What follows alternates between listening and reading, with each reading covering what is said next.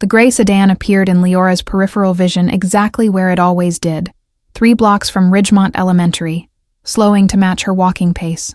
7 consecutive afternoons had taught her to recognize the dull chrome bumper, the tinted windows that never fully revealed the driver's face, and the way it idled just close enough to feel like a shadow breathing down her neck. She clutched her backpack straps tighter, the weight of her math textbook suddenly feeling like armor against something she couldn't name. The September sun painted Lexington's sidewalks in warm amber, but cold dread settled in her stomach like stones sinking in deep water. The vehicle crept forward as she quickened her steps, maintaining that precise distance that wasn't quite illegal, but screamed wrongness into every fiber of her 7-year-old instincts.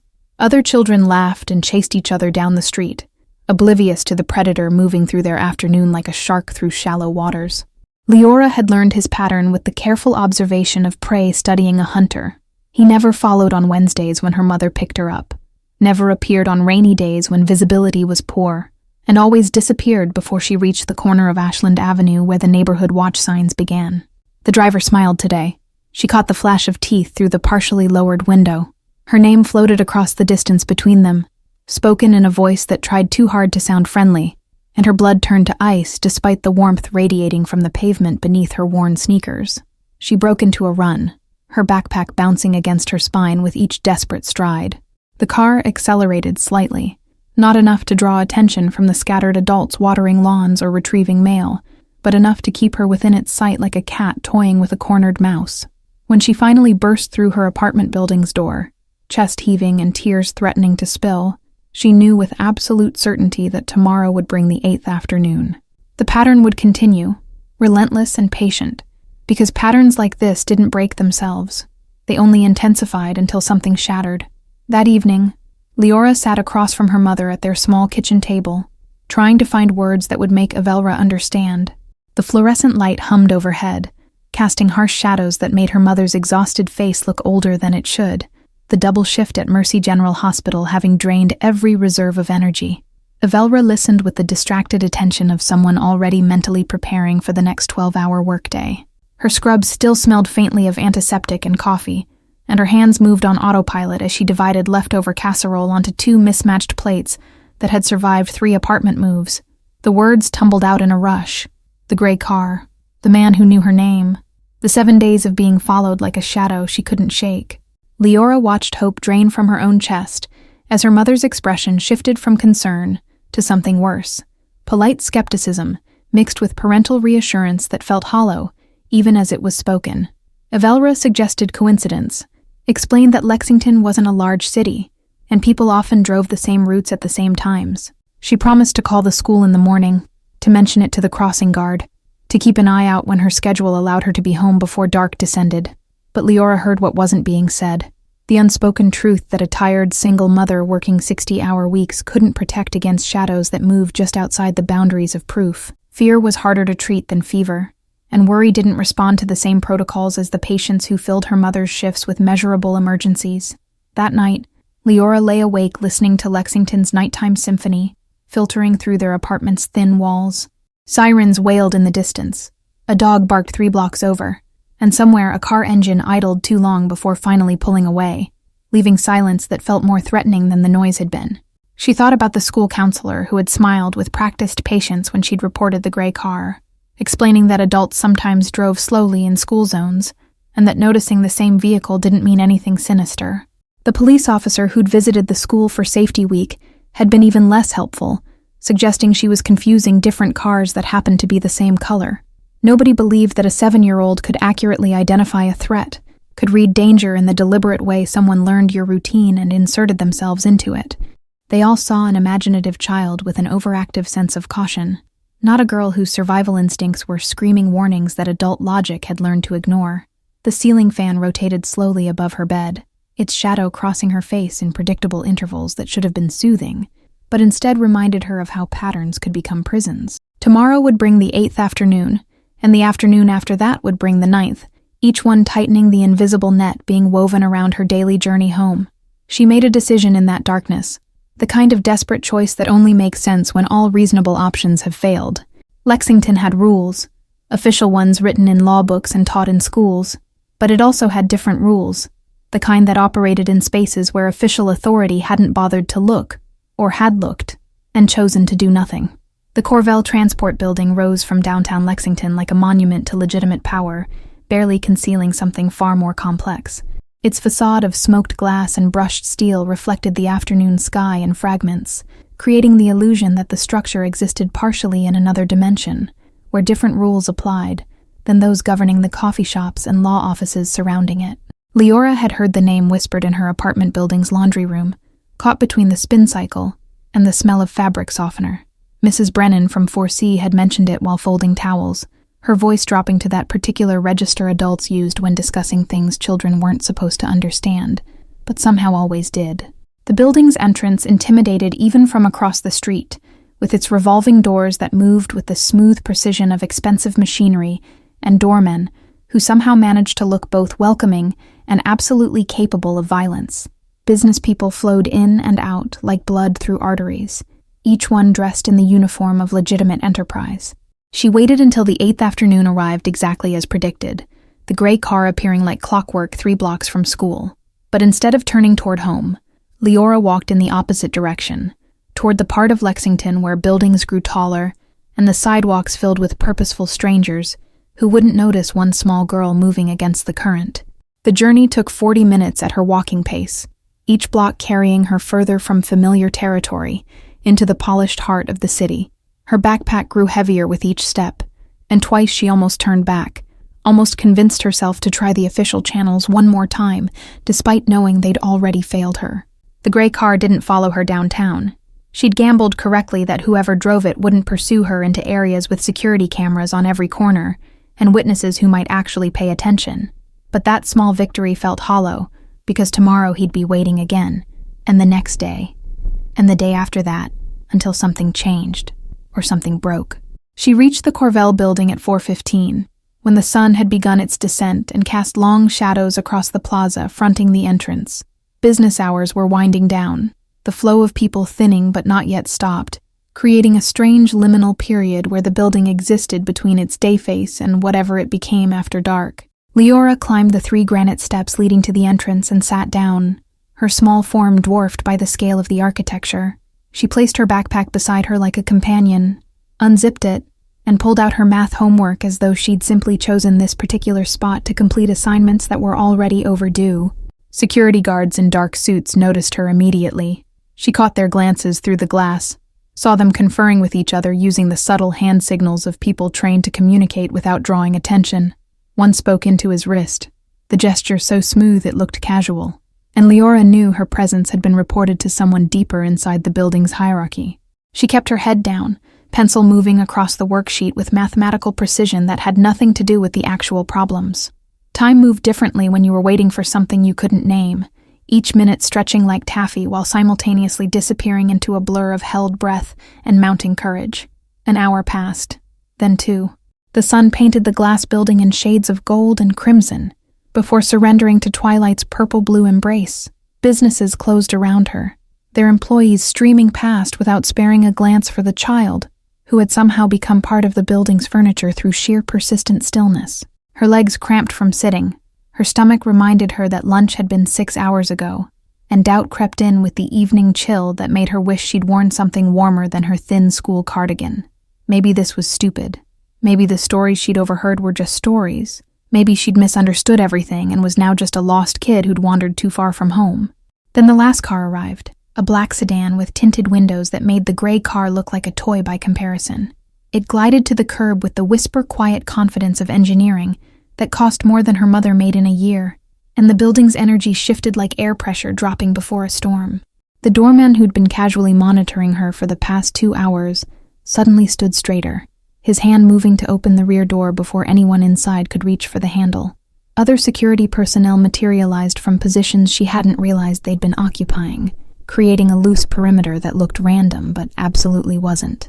Leora stood on trembling legs, her homework scattering in the evening breeze that chose that moment to gust through the plaza.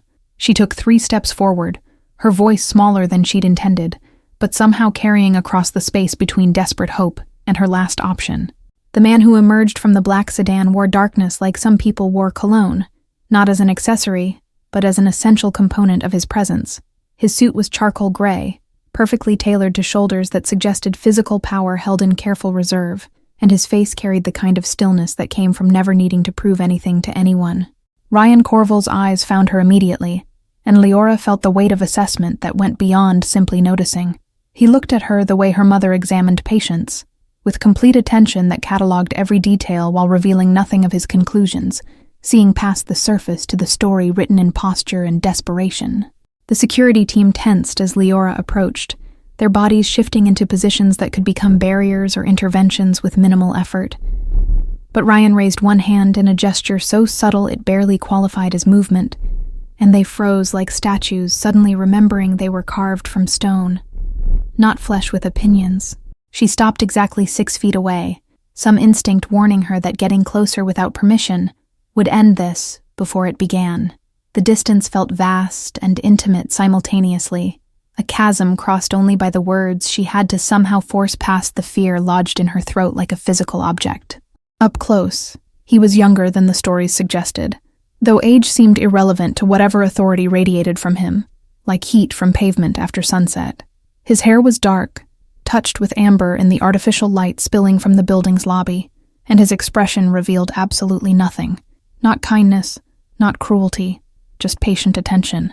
Leora's prepared speech evaporated like morning fog under scrutiny that made her feel simultaneously seen and exposed.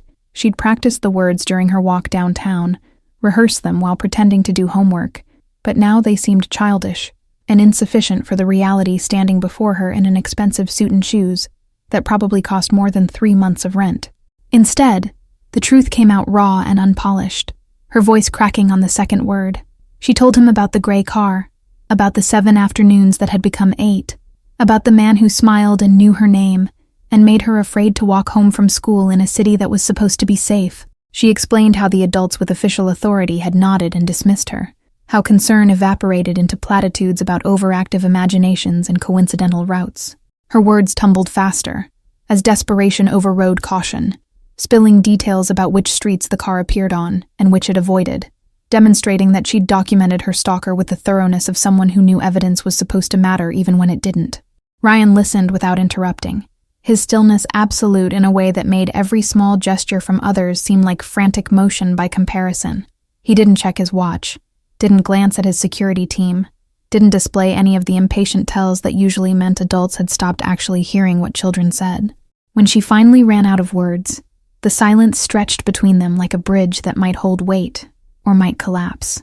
Leora's hands twisted in the hem of her cardigan, pulling threads loose from seams that had already survived too many nervous moments, and she realized with sinking certainty that she'd gambled everything on a story she'd overheard in a laundry room.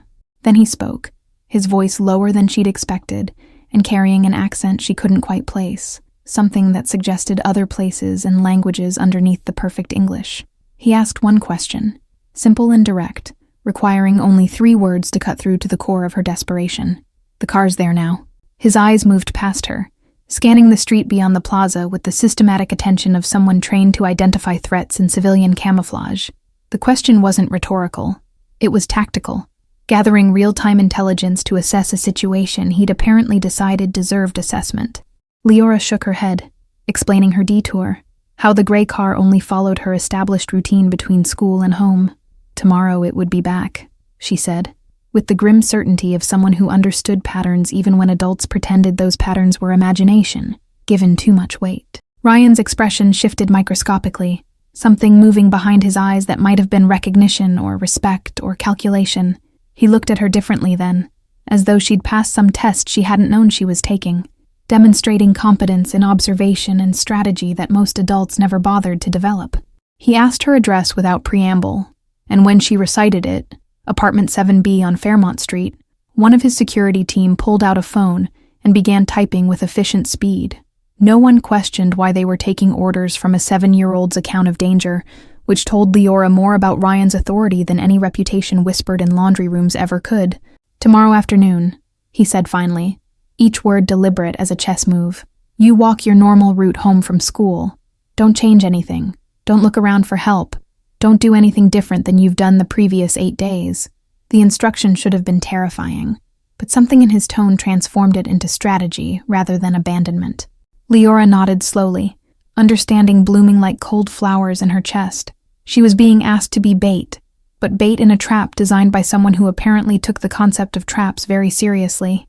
Ryan gestured toward the black sedan, and the rear door opened as though operated by invisible hands. He didn't offer reassurance, didn't make promises about protection or justice, didn't soften the reality that she'd just involved herself in something that operated outside the systems that had already failed her.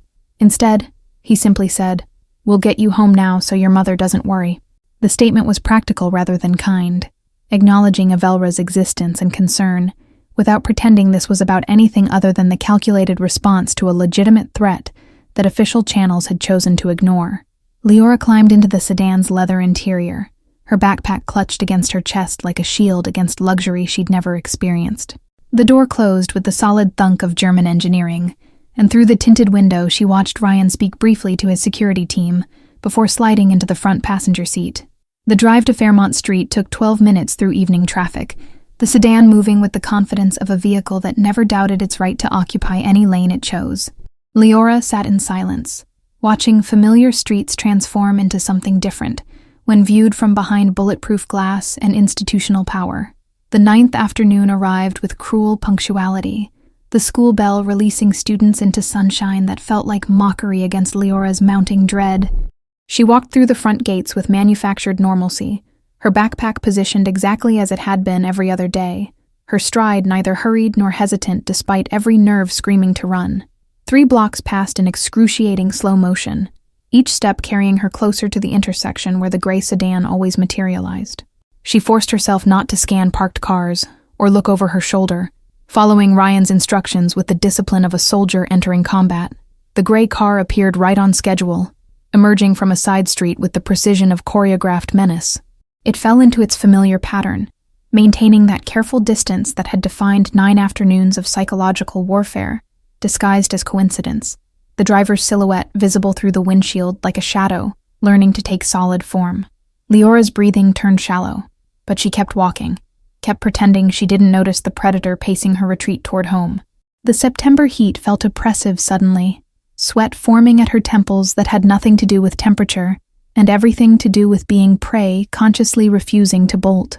Then the black sedan appeared from the opposite direction, its presence transforming the suburban street into something resembling a stage where invisible spotlights had just illuminated the principal actors.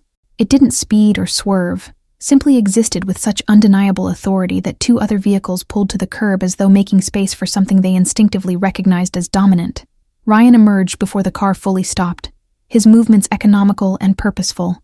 He crossed the street with measured steps that somehow covered distance faster than rushing would have, his attention fixed entirely on the gray sedan that had frozen mid-crawl. The driver's expression shifted from confident familiarity to confusion, to something approaching genuine fear in the span of 3 heartbeats. His hand moved toward the gear shift, instinct urging retreat, but Ryan reached the vehicle before escape became possible and placed one hand flat against the hood. From his jacket's inner pocket, he withdrew a manila envelope with the thickness of substantial contents. He set it carefully on the hood directly in front of the windshield, his movements deliberate as a chess player positioning a piece for checkmate, then stepped back precisely 2 feet and waited. The driver sat paralyzed for 7 seconds. Leora counted them, before finally reaching through the window to retrieve the envelope with a hand that visibly shook. His fingers fumbled with the clasp, tearing the paper in his haste to understand what documentation had just landed in his possession, like a judgment delivered without trial. Inside were photographs, printed on high-quality paper that captured every detail with courtroom clarity. The gray sedan at various intersections, timestamps visible in the corners, showing 9 consecutive afternoons. The driver's face in profile, then straight on, then from an angle that revealed a birthmark on his left jaw. More images followed in sequence. Leora's school, her walking route marked on a printed map with red annotations showing where the vehicle had positioned itself, license plate numbers, vehicle registration details, and what appeared to be screenshots from traffic cameras that somehow captured moments official channels had claimed didn't exist. The driver's face drained of color as he shuffled through evidence compiled with professional thoroughness. His hands shook harder, the photographs nearly slipping from fingers that suddenly seemed unable to maintain grip on paper that documented his transformation from anonymous threat to catalogued predator. On the back of the final photograph, someone had written in precise handwriting that suggested expensive education and absolute confidence. The error already has witnesses. The sentence was simple, almost elegant, carrying implications that extended far beyond its 9 words, into territories where mistakes became permanent entries in ledgers maintained by people who never forgot. Ryan hadn't spoken a single word. He stood in the middle of the residential street with his hands in his pockets, looking less like someone delivering threats and more like a businessman completing a routine transaction that happened to involve the systematic dismantling of another person's sense of safety. The entire block had gone silent, the kind of quiet that descends when something significant occurs, but nobody quite understands what they've witnessed. Curtains twitched in windows. Mrs. Brennan stood frozen halfway to her mailbox, and somewhere a dog that had been barking stopped mid-sound as though the air itself had changed texture. The driver tried to speak, his mouth opening and closing like a fish suddenly realizing the water had disappeared. Whatever words he'd intended died before reaching sound, strangled by the realization that explanations and excuses held no currency in this particular economy of consequences. Ryan finally moved, walking around to the driver's side window, with the unhurried confidence of someone who had already won before the confrontation began. He leaned down slightly, bringing his face level with the man whose afternoon routine had just imploded, and spoke in a voice pitched for an audience of 1. Whatever he said lasted less than 10 seconds, but the driver's expression transformed from fear into something closer to existential horror. His eyes widened until white showed all around the irises, and his breathing turned rapid and shallow like someone experiencing the early stages of panic that logic couldn't quite override. Ryan straightened, adjusted his cuffs with casual precision, and walked back to the black sedan without looking back. The message had been delivered, received, and apparently understood with the clarity of someone who'd just glimpsed the machinery underlying Lexington's polite surface, and realized how thoroughly he'd miscalculated his own position within it. The gray car's engine started with a sound like mechanical sobbing, then pulled away with none of its previous predatory patience. It accelerated through the intersection without stopping fully at the sign, desperate distance replacing calculated proximity, fleeing from a street that had transformed from hunting ground into crime scene without a single act of physical violence. Leora stood exactly where she'd stopped when the black sedan first appeared, her backpack still clutched against her chest. She watched the gray car disappear around the corner with speed that suggested its driver wouldn't be returning to this neighborhood, these streets, or possibly this entire quadrant of the city. Ryan paused before returning to his vehicle, turning to look at her with that same assessing attention he'd given her on the plaza steps. He nodded once, acknowledgement rather than reassurance, then climbed back into the sedan that pulled away with the same quiet authority it had arrived with. The block remained frozen for another 30 seconds, before normal sounds gradually returned. Mrs. Brennan completed her journey to the mailbox, though her hands trembled slightly as she sorted envelopes. Someone's television turned back on mid-commercial, and the dog resumed barking but with less enthusiasm. Leora walked the remaining 2 blocks home in a daze, her legs operating on autopilot while her mind struggled to process what she'd witnessed. The photographs meant surveillance, which meant someone had been watching her walk home long before she'd climbed those plaza steps, either because Ryan's organization monitored the city more thoroughly than she'd imagined, or because he'd taken her seriously enough to deploy resources immediately. Either possibility suggested systems and capabilities that existed in spaces between official authority and criminal enterprise, operating with efficiency that made police reports and school counselors seem like children playing dress-up with toy badges. The gray car had been stopped not with arrest warrants or intervention programs, but with the simple demonstration that invisibility was an illusion. She climbed the stairs to apartment 7B slowly, each step giving her time to construct the explanation she'd need to provide to her mother. The truth seemed both too simple and too complicated. A man had been following her, and now he wasn't, and the mechanism of that transformation involved forces she didn't fully understand, but had deliberately invoked. Evelra was home early for once, her shift having ended at 4 instead of midnight due to hospital staffing rotations that occasionally aligned in her favor. She stood in the kitchen making sandwiches with the efficient movements of someone who'd learned to multitask survival, and her expression when Leora entered carried the specific worry of a mother who'd spent the day wondering if her daughter's fears were real. The explanation came out in a rush, the gray car appearing again, the black sedan intervening, the envelope and photographs and the driver's terrified retreat. Leora left out certain details, the parts involving plaza steps and calculated bait, editing her account into something approaching acceptable maternal comprehension while preserving the essential truth that the threat had been neutralized. Avelra listened with growing alarm that shifted into confusion, then landed somewhere near disbelief, mixed with relief. She asked questions that Leora answered as honestly as possible, given the parameters of what she'd chosen to share, watching her mother's face cycle through emotions before finally settling on exhausted gratitude. That evening, they ate sandwiches in silence, broken only by the sound of traffic outside and the upstairs neighbor's television playing game shows through ceiling that transmitted sound too efficiently. Avelra kept glancing at her daughter with the expression of someone reassessing a child who'd apparently navigated adult waters without permission or supervision, achieving results that official channels had dismissed as unnecessary. The gray sedan never returned, its absence as noticeable as its presence had been during those 9 calculated afternoons.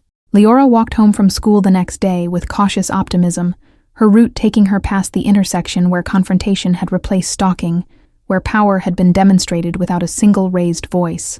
The neighborhood remembered. Mrs. Brennan nodded when Leora passed her yard, the gesture carrying weight beyond simple acknowledgement. Other residents she'd never spoken to seemed to track her progress with peripheral attention, their awareness suggesting that word had spread through the invisible networks that connected houses and families. Lexington's local news ran a story 3 days later, buried in the metro section where uncomfortable truths lived alongside grocery store openings. A man had been arrested on multiple charges: unlawful surveillance, stalking, attempted child endangerment, following an anonymous tip that provided prosecutors with documentation so thorough it essentially prosecuted itself. The article mentioned security footage from traffic cameras that had somehow been compiled and delivered to the district attorney's office in a package bearing no return address. It noted the unusual completeness of the evidence, how every potential defense had been preemptively dismantled by the methodical collection of irrefutable proof. Reading between carefully neutral lines, Leora understood that official authority was accepting credit for a case solved by unofficial intervention. The system was taking a bow for work, performed by forces it refused to acknowledge, preserving the comfortable fiction that justice flowed through proper channels rather than around them when those channels proved inadequate. Her teacher mentioned the arrest during morning announcements, framing it as proof that the school took student safety concerns seriously and worked closely with law enforcement to address potential threats. The irony tasted bitter in Leora's mouth. The same counselor who'd dismissed her reports now accepted praise for vigilance that had manifested only after someone outside the system forced action. Other students looked at her differently, though she couldn't determine if they knew she'd been the intended victim, or if they simply sensed something had changed in the social architecture surrounding her. Whispers followed her through hallways, not malicious but curious, the way children responded to peers who'd somehow touched something mysterious and returned altered. The black sedan appeared across from Ridgemont Elementary on the 4th afternoon, parked in a loading zone that normally meant tickets, but apparently meant something different when the vehicle in question carried weight beyond its physical presence. It remained there until Leora emerged, then followed her home at a distance that felt protective rather than threatening. She never saw the driver clearly through the tinted windows, but the message was unmistakable. She was being watched still, but by different eyes with different intentions. The surveillance had shifted from predatory to guardian, a distinction that mattered more than she'd understood when fear had been her constant companion. The pattern continued for a week, the sedan materializing each afternoon and disappearing once she safely entered her building. Other parents noticed and speculated, their conversations at pickup full of theories about unmarked police protection or witness security protocols, none of them landing on the truth that protection could come from sources the PTA would never invite. Avelra worked double shifts that week, her schedule returning to the brutal normal that paid rent, but sacrificed presence. Leora came home to empty apartments and microwave dinners, but the loneliness felt different now, less like abandonment, and more like the practical reality of survival that required her mother to be elsewhere so they could continue living here. She thought about the envelope on the gray car's hood, about photographs taken by cameras she'd never noticed and compiled by people she'd never meet. The implications suggested an infrastructure of observation more complete than anything she'd imagined, not just watching her specifically, but watching everything, everyone, creating an archive of the city's daily movements. The realization should have been disturbing, the privacy implications worthy of concern, but Leora had learned that theoretical privacy meant nothing when actual safety was compromised. that invisible observation by protectors felt infinitely preferable to visible observation by predators, whose intentions crystallized in slow-moving vehicles and knowing smiles. On Friday afternoon, the black sedan wasn't there, its absence marking the end of the explicit protection period.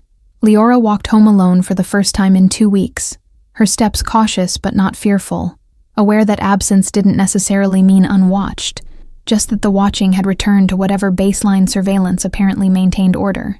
She reached apartment 7B without incident, climbed familiar stairs that no longer felt like approaching potential ambush, and unlocked the door to emptiness that felt like peace rather than isolation. The apartment was small and shabby, and safe. Existing in a city where safety apparently required bargains with forces that operated in margins most people pretended didn't exist. 2 weeks passed in cautious normalcy, each afternoon bringing Leora home without incident, but never quite erasing the memory of 9 days when fear had been her shadow. She developed new habits, checking behind her without paranoia, noting vehicle patterns without obsession, existing in the space between vigilance and the freedom to simply be a child walking home from school. The black sedan reappeared on a Thursday, not following her, but parked across from her building when she arrived.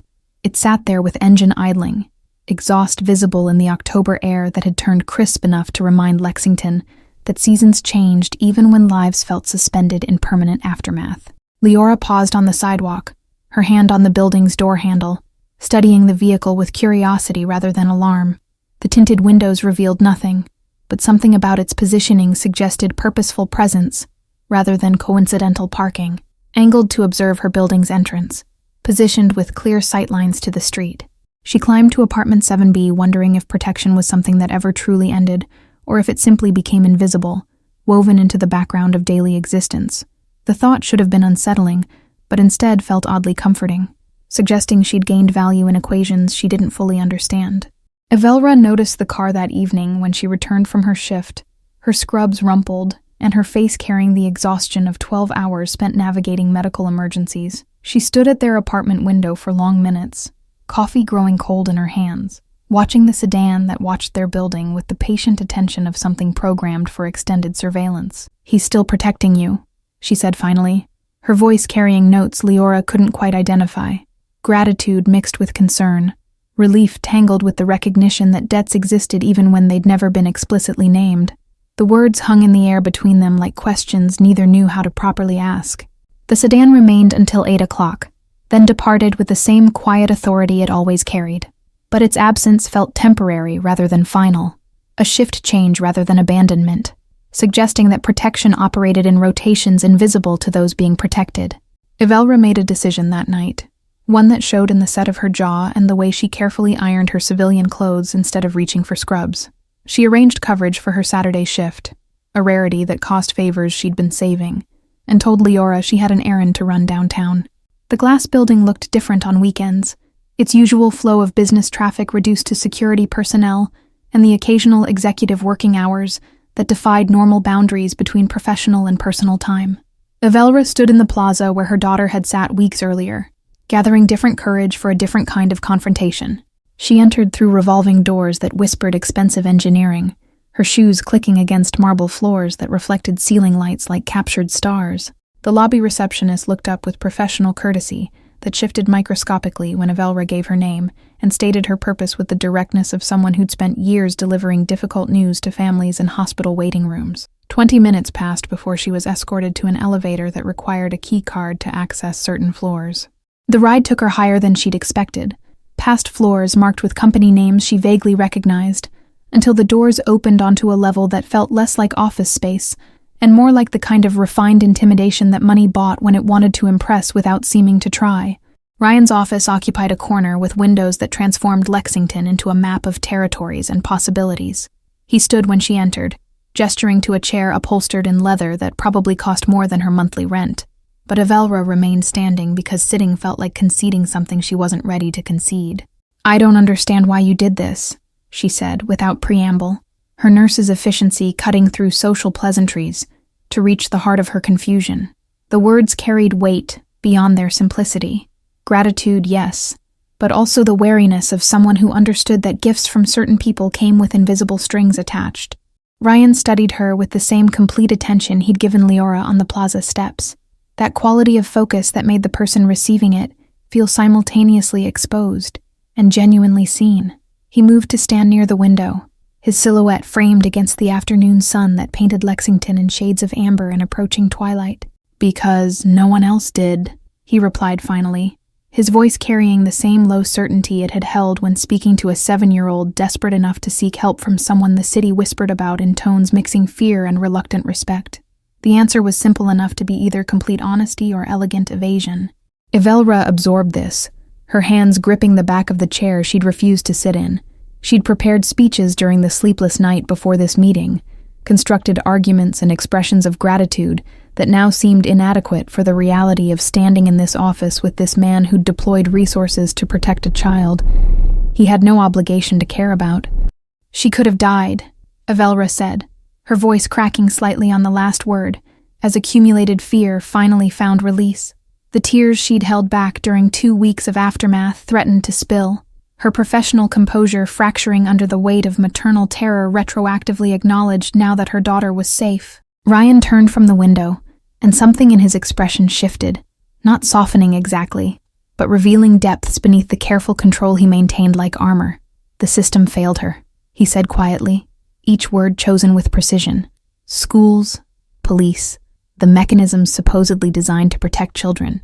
They all failed because believing her required effort and documentation and action."